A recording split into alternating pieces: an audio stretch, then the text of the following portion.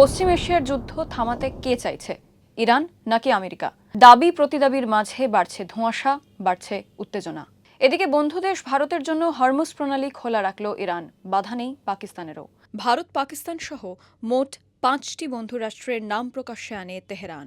Iran আগেই ইঙ্গিত দিয়েছিল তাদের সঙ্গে শত্রুতা নেই এমন দেশের জাহাজগুলিকে হরমুজ দিয়ে নিরাপদে যাতায়াত করতে দিতে রাজি তেহরান। হরমুজ প্রণালী বিশ্বের তেল সরবরাহের অন্যতম লাইফলাইন। এই প্রণালী বন্ধ করার হুঁশিয়ারি দিয়েছিল ইরান। পাল্টা চাপ তৈরি করে ওয়াশিংটন।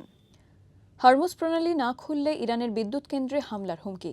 48 ঘন্টার ডেডলাইন বেঁধে দিয়েছিলেন প্রেসিডেন্ট ট্রাম্প। আবার পরক্ষণেই অন্য সুর। 27 মার্চ শুক্রবার এক্স হ্যান্ডেলে পোস্ট করে ট্রাম্প জানান, 5 দিন নয়, আরও 10 দিন ইরানের বিদ্যুৎ কেন্দ্রগুলিতে কোনো হামলা চালাবে না আমেরিকা। ইরানের অনুরোধেই এই সিদ্ধান্ত নিয়েছেন বলে দাবি মার্কিন প্রেসিডেন্টের। বিশ্বজুড়ে জ্বালানি সংকটের চাপে এতদিনে কি ইরান যুদ্ধ অবসানের পথে? এদিকে ট্রাম্পের দাবি, ইরানের থেকে বড় মূল্যের উপহার পেয়েছেন। শুধু তাই নয়, পরমাণু অস্ত্র নিয়ে মার্কিন দাবি নাকি মেনে নেবে তেহরান, এমনই জানিয়েছেন ট্রাম্প। যুদ্ধ শেষ করার চুক্তি করতে মরিয়া ইরান, দাবি মার্কিন প্রেসিডেন্টের।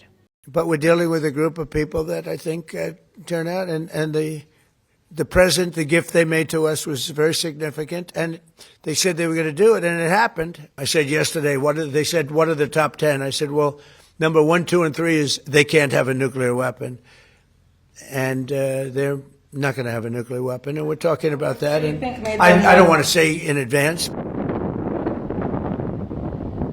আমেরিকার সঙ্গে ইরানের বিরোধের মূলে রয়েছে তেহরানের পারমাণবিক কর্মসূচি। আবার পরমাণু অস্ত্র নিয়ে ইরানের সঙ্গে চুক্তি করতে আগ্রহ দেখিয়েছে আমেরিকা। তবে আলোচনার টেবিলে গিয়ে তা ভেস্তেও গিয়েছে।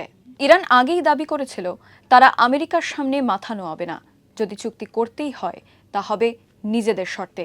در حال حاضر سیاست ما ادامه مقاومت هست، ادامه دفاع از کشور هست. بنای مذاکره نداریم. تا الان هیچ مذاکره هم صورت نگرفت و به نظرم که موضع ما کاملا اصولی و روشن. 3 সপ্তাহের বেশি সময় ধরে ইরানের সঙ্গে সংঘর্ষে জড়িয়ে আমেরিকা। হামলা পাল্টা হামলায় তপ্ত পশ্চিম এশিয়া। ইরানের সর্বোচ্চ নেতা মুস্তাফা খামেনেই স্পষ্ট জানিয়েছিলেন, হরমুজ বন্ধ করে গোটা বিশ্বের উপর আরও চাপ বাড়াবে তেহরান। বিশ্বজুড়ে জ্বালানি সংকট, হু হু করে বাড়ছে তেল এবং গ্যাসের দাম। এরকম পরিস্থিতিতে ট্রাম্প কি বেশ কিছুটা ব্যাকফুটে? ভারত সহ আরও কয়েকটি বন্ধু দেশকে রাশিয়া থেকে তেল কেনার ছাড়পত্র আগেই দিয়েছিল আমেরিকা।